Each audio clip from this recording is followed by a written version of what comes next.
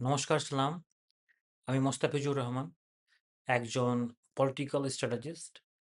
আজকে এই ভিডিওতে আমরা কথা বলবো গণতন্ত্রে মানুষ কিভাবে নিজের আওয়াজ তুলতে পারে।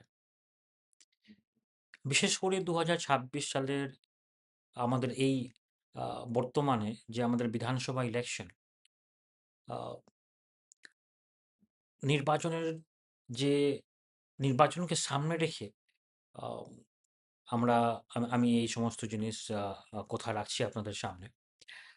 আ আমরা অনেক সময় ভাবি আমাদের কথা কি আদৌ গুরুত্বপূর্ণ? কিন্তু সংবিধান আমাদের যে অধিকার দিয়েছে, তার মধ্যে সবচেয়ে বড় শক্তি হলো অ নিজের মত প্রকাশের অধিকার এবং ভোট দেওয়ার অধিকার। এটা কিন্তু সব সবসময় মনে রাখবেন। আপনারা কিন্তু কারো থেকে পিছিয়ে না, ফার্স্ট কথা। এবং গণতন্ত্র আপনাকে অধিকার দিয়ে সমস্ত রকমের অধিকার দিয়েছে আমাদের কনস্টিটিউশন। আমি যদি প্রথমত বলি, আপনার আওয়াজ তোলার সবথেকে শক্তিশালী উপায় হলো আপনার ভোট। সঠিক প্রার্থী নির্বাচন করা মানে আপনি নিজের মতামতকে সরাসরি সিদ্ধান্তে রূপ দিচ্ছেন কিন্তু। আপনার যে মত, সেটা কিন্তু সিদ্ধান্তে রূপান্তরিত করছেন।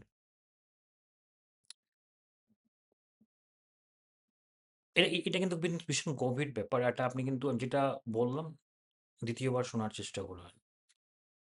নেক্সট আমি যদি বলি, ২য় নম্বর, প্রশ্ন করা।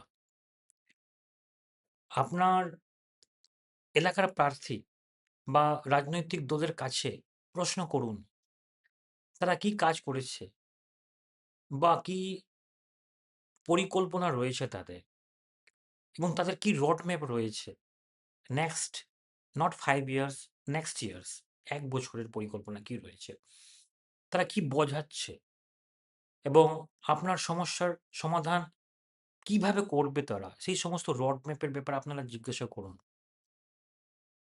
তৃতীয়ত, সচেতনতা ছড়ানো। আমি অ্যাওয়ারনেস ছড়ানো, মানুষকে বোঝানো। আপনার পরিবার, বন্ধু এবং আশেপাশের মানুষদের সঙ্গে আলোচনা করুন, সঠিক তথ্য শেয়ার করুন, আ যাতে সবাই বুঝে সিদ্ধান্ত নিতে পারে, সমস্ত জিনিস সঠিক সিদ্ধান্ত নিতে পারে, তাদের জন্য কি দরকার। চতুর্থত চতুর্থ নেক্সটে আমি যদি বলি, সামাজিক মাধ্যমে যে দায়িত্বশীলতা মতো, যে প্রত্যেক সমাজে কিন্তু ব্যক্তিদের বা আপনার যে একটা ভোট রয়েছে, আপনার একটা দায়িত্বশীলতা রয়েছে। গুজব বা ভুয়ো তথ্যে কিন্তু আপনারা পা দেবেন না বা ছড়াবেন না। বরং সত্য তথ্যের ভিত্তিতে নিজের মতামত তুল আম আ তুলে ধরবেন। আমি যদি পঞ্চমত বলি, নেক্সটে আ যদি কখনো অন্যায় বা অনিয়ম বা আ ভোটার তালিকা সংক্রান্ত সমস্যা দেখেন, তাহলে নির্বাচন কমিশনের কাছে অভিযোগ জানান। এটাও আপনার সাংবিধানিক অধিকার। আমাদের এই ২০২৬ সালের নির্বাচন শুধু ভোট দেওয়া দিন নয় কিন্তু।